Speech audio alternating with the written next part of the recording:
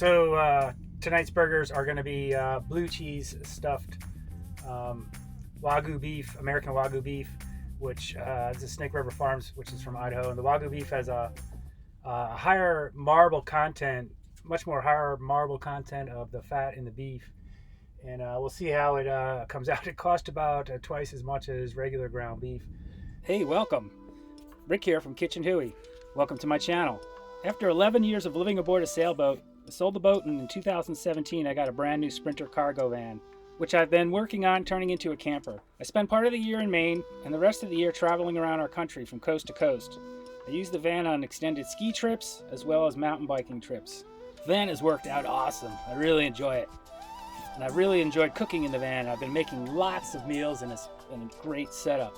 So I want to share these adventures and my cooking with you. So come on along and join me as we explore our amazing country and enjoy some great meals. Wagyu means literally Wagyu means Japanese cow. So, but this comes from America. It's not the Wagyu from Japan. I like to go into a grocery store that has a really good cheese or a delicatessen selection, because typically, if they got a vast array of cheeses, some of them are going to be dated, meaning they're gonna expire, and they can't sell them. They just end up in the trash bin. So they mark them down. And sure enough, I went to Smith's in Havasu City yesterday, and I scored these two mozzarella chunks that are from Murray's Deli, which is in Bleecker Street in Manhattan. So this has got a really good reputation. But more importantly, I scored some of this, which is Rogue River Blue Cheese. So this Rogue River Blue Cheese supposedly is in 2019, 2020 at the cheese awards in Italy. It won first place for blue cheese, and that's a first for an American blue cheese, because usually these things come from France or not America. So this Rogue River blue cheese, which I got for $4.29 for that little chunk. So I can't see what it's $8.50. It's $8.50. So half off. So I love doing that in grocery stores. And usually you got to walk around and there's a little basket where all these little chunks of cheeses are. And definitely scored. I'll definitely be going back to Smith's. So we're gonna make this on the with the Wagyu burgers, and we'll stuff them with the Rogue River Blue Cheese, and it looks good. So let's get at it. One of the other key ingredients in this recipe is the bacon. And if you're gonna get bacon, get real bacon. Don't get like that thin sliced stuff. Get the thick sliced stuff. If you're gonna eat bacon, eat good bacon. So it makes a big difference, and it tastes much better. One thing I do to make life a little easier in the van and save water is, before I handle any raw meats, I usually take paper towel and douse it with some disinfectant. I'm going to take the Wagyu beef, and we'll open up the package, and we're going to make 2 patties for each burger, like a top and a bottom. So we want to get the patties as thin as we possibly can. So I'm going to press them hard, working the patties out, get them as thin as possible and as large as possible, because remember, we're going to put a chunk of that Rogue River Blue Cheese in the middle. So right about that size, and I'll stick them on a plate. I should have greased the plate before I stuck the burgers on there. So I'll make a total of 4 patties for 2 burgers, 1 for me and 1 for Dan. That should be good for tonight. Once I have the burgers, the next thing I'm going to do is I'm going to take a healthy chunk of that Rogue River Blue Cheese, and we'll put 1 on each of 2 patties. That'll be the bottom. Then we'll take one of the other patties and we'll put it on top to make the top, and then we're just going to press that together nice and firm and seal up the edges, which is really important. So we end up with a nice burger just like that. Now that we have the burgers made, we're just going to spice them up a little bit. We're going to start with some Himalayan pink salt.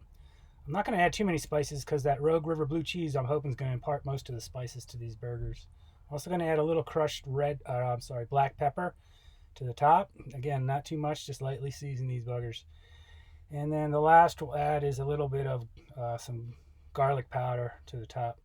And that's about it. And we'll put these aside while we make the side dish, which is going to be homemade potato chips. For the chips, I'll start with a large russet potato, and I'll slice the slices into a uniform thickness so they cook uniformly.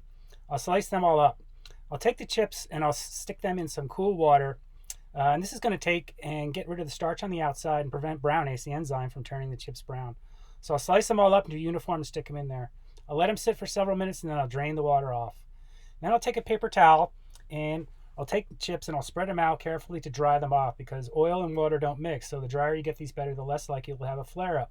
Who wants to have a flare up and ruin your chips? Because chips are the perfect dish to go with these hamburgers. So I'll take and I'll dry these off and then I'll set them aside. Now to cook the chips, I'll use some vegetable oil in my skittle.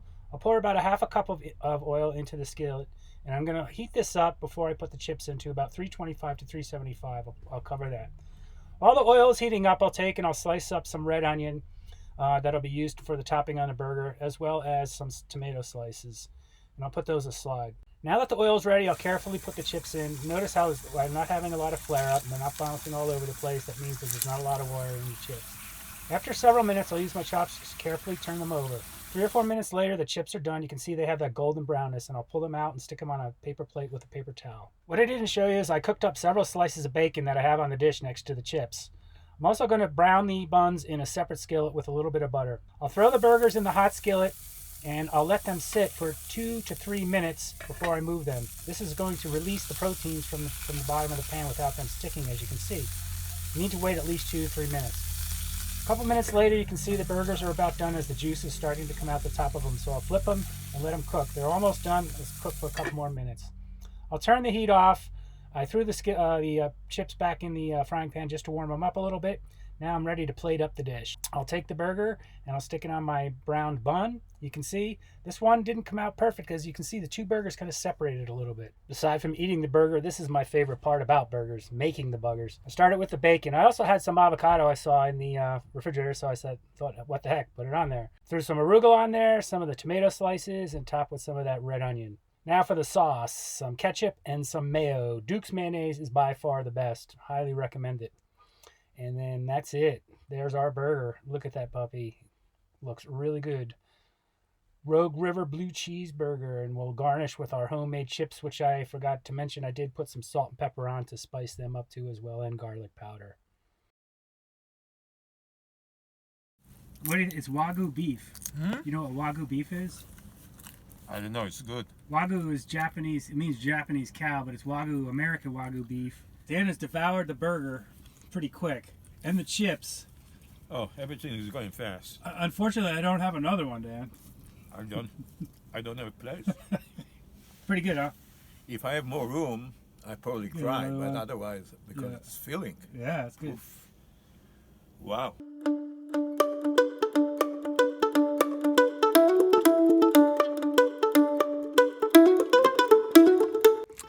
I'm so full from the burger, and Dan is so full from the burger, but he's going to play some music for me before I go to bed, so I said I'd go over and watch, so let's go check it out.